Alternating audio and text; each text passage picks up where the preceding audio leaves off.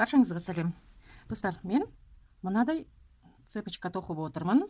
Бұл цепочкаға мынадай кулон тағатын боламын. Мына цепочканы тоқылуы өте оңай. Сіздерге де осыны көрсете кетемін. Бұл үшін бізге бисер ғана қажет. Бисер, ине жібіміз қажет. Ал бастайық. Инемізге 4 бисер аламыз. 4 бисерімізді аламыз. Жіптің ұшына дейін алып келеміз. 15 сантиметр қалдырамыз әдеттегідей. Ұшына алып келіп, мына жерде бірінші тұрған 2 бисерімізден өткіземіз инемізді. Бізде мынадай 4 бұрышты болу қажет. Енді осыған 2 бисер аламыз. 2 бисер аламыз. Жібіміз сол жақтан шығып тұр. Біз оң жақтағы 1 бисерден өткізетін боламыз.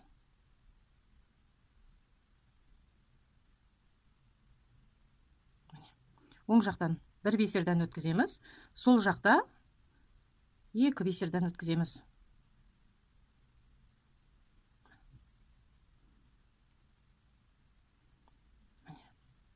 Болды. Бар жасайтын әрекетіміз осы ғана. 2 бисер аламыз. Оң жақтағы бисерден 1 бисерден өткіземіз. Алған бисеріміз екеуі бисерлардың бір-бірінің үстіне өздері орын алады. Сосын жіп шығып тұрған бисердің жанындағы бисерден 2 бисерден жоғары қарай өтетін боламыз. Міне, болды достар. Дәл осылай цепочкамыз біткенге дейін тоқып кете береміз. Жібіміз сол жақта, оң жақтағы 1 бисерден өтеміз. Бисерларымызды орнатамыз. 2 бисерден жоғары қарай өтеміз. Міне достар, болды. Видео ұнаса видеома лайк басып, каналыма тіркеліп, алдыңғы видеоларды өткізіп алмас үшін қоңырау батырмасын басып қойыңыздар. Ал аяқтайтын кезде 3, 4, 6, 7 бисер аламыз да, әдеттегідей 5, 6, 7. 7 бисер алып, дәл осылай 1 бисерден өтеміз.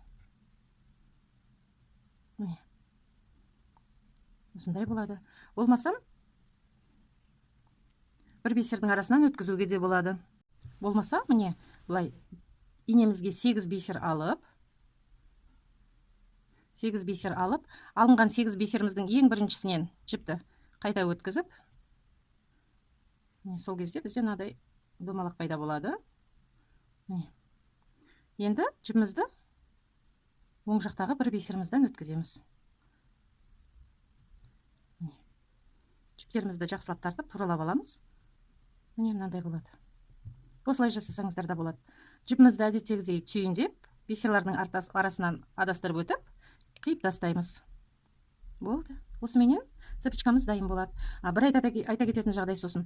Бұл цепочканы тоқып жатқанда жібімізді қатты тартпау қажет. Қатты тартатын болсаңыздар, бұл тырысады да икемге келмей қалады. Бостау қылып тоқитын болсаңыздар,